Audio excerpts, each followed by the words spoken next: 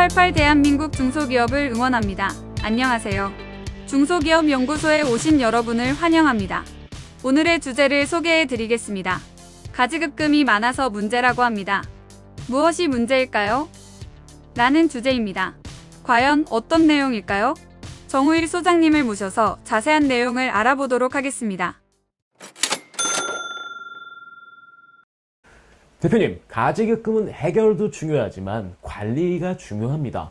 자, 가지급금이 혹시 법인에 얼마가 있는지 알고 계신가요? 네, 이것부터 알고 계셔야죠.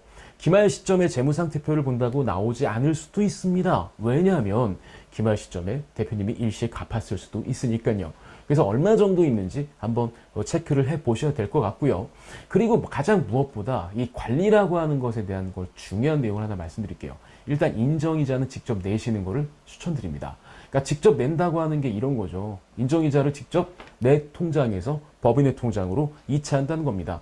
왜냐하면 이게 누구의 대여금인지 명백해야 나중에 이걸 누가 갚아야 되지 이런 부분에서 좀 자유로울 수 있거든요. 예를 들어서 뭐 근로자가 예를 들어서 가불해 갔다. 그럼 회사 대여금의 주체가 근로자지 않습니까? 근데 꼭 이러신 분들 계세요. 좀 생색을 내기 위해서 그냥 법인 통장에서 근로자한테 계좌 이체해주고 그냥 약정서 받으면 되는데 그걸 꼭 대표님 현금으로 빼가지고 줬다. 그럼 대표님 가지급금이 돼요. 그 다음에 여러 회사를 운영하고 있는데 이 회사가 좀 요즘 매출이 안 좋아. 그러니까 좀 경비가 필요해. 그래서 여기서 빌렸어. 그럼 바로 법인 통장간으로 이렇게 이체하면 될 것을 본인이 굳이 꺼내서 본인이 굳이 넣는 거지. 이런 건 좀 별로 좋지 않다라는 겁니다. 그래서 가지급금은 사실은 만들 때도 잘 만들어야 되는 거고, 그 다음에 이게 진짜 중요한 게 인정이자만 정확하게 계산해서 내면 되는 거예요.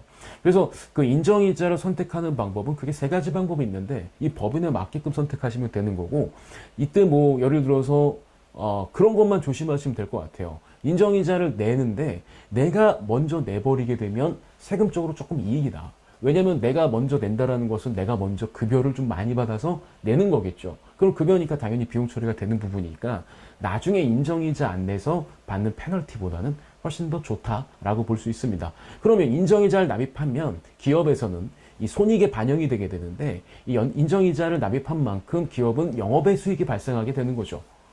그러면 이제 이 부분은 지금 회사가 내가 법인에서 뭐 대여금을 만들어 놓고 가지급금이 있는 것 때문에 회사는 좀 수익이 좀 더 발생한다 라고 볼 수도 있습니다. 근데 뒤집어 말하면 회사가 경영이 간당간당하다, 뭐 좀 회사 이익률이 좀 안 좋을 때 사실 가지급금이 있으면 인정이자만큼 어떤 뭐 좀 이렇게 손익이 더 좋아지니까 뭐 이렇게도 생각할 수가 있겠죠. 근데 어쨌든 간에 이 가지급금으로 인해서 세무상 생기는 페널티 같은 경우는 인정이자만큼은 수익의 가산이 되고요. 그 다음에 또 이런 것도 있을 수 있죠. 대출을 받았는 기업. 그러니까 왜 우리 뭐 매입 채무나 이런 거 말고 대출을 받았어요. 금융기관에서. 대출을 받았는데 예를 들어서 가지급금이 있다.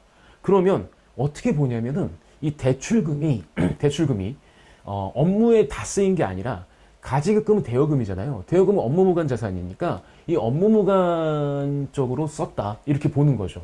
그러면 이 업무무관 자산으로 쓰인 만큼 부분은 비용 처리를 해줄 수가 없잖아요. 그래서 대출금에 대한 이자 부분에서 이 업무무관 자산 비율, 즉 대여금이 차지하는 비율만큼은 비용 처리를 못 해주게 됩니다. 즉 다시 말하면 가지급금을 갖고 있고 인정이자를 제대로 납입하고 제대로 세무 처리를 하게 되면 그로 인한 약간의 좀 불편함, 약간의 손실은 이익이 과대 계상되고 그 다음에 세금이 보통 때보다 더 많다? 요 정도라고 볼 수가 있겠죠.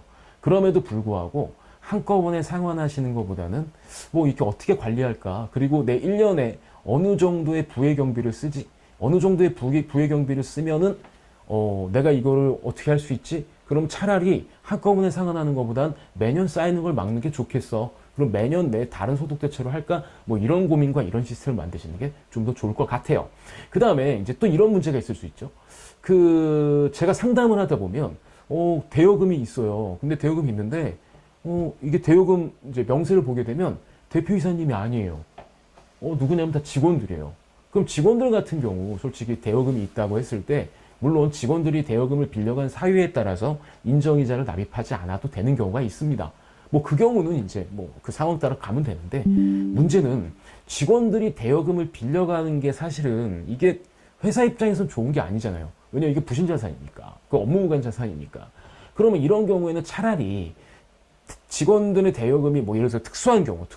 그러니까 얘는 좀 원래 이런 애가 그러니까 보통 우리 회사에서 일하는 애들이 이런 애들이 아닌데 얘만 이래.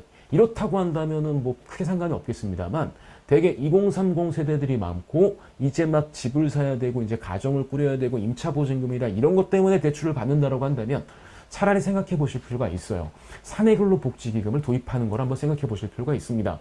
사내근로복지기금은 바로 직원들이 대표님 저 좀 갑을 좀 해주시면 안 돼요? 회사에서 돈 좀 빌려주면 안 돼요?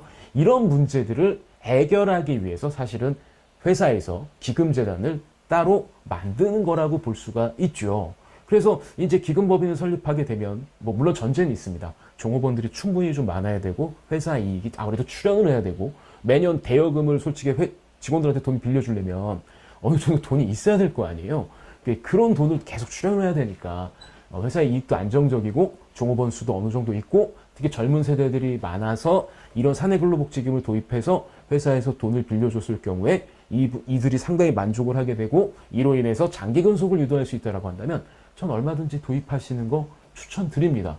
근데 대신에 좀 이런 것 같아요. 그러니까 그 기업에 대여금의 형태로 직원들의 가불금이 있는 것보다는 차라리 그럴 경우에는 사내근로복지기금을 출연을 해서 그 출연하는 돈에 대해서 세제 혜택도 받고 그 다음에 뭐 이런 경우 사내근로복지기금을 만들게 되면 성과공유 중소기업에 해당이 돼서 특정 사업 부분에 대해서 가점을 받을 수 있는 부분이 있기 때문에 저는 한번 검토해 보실 필요도 있다라고 생각을 합니다.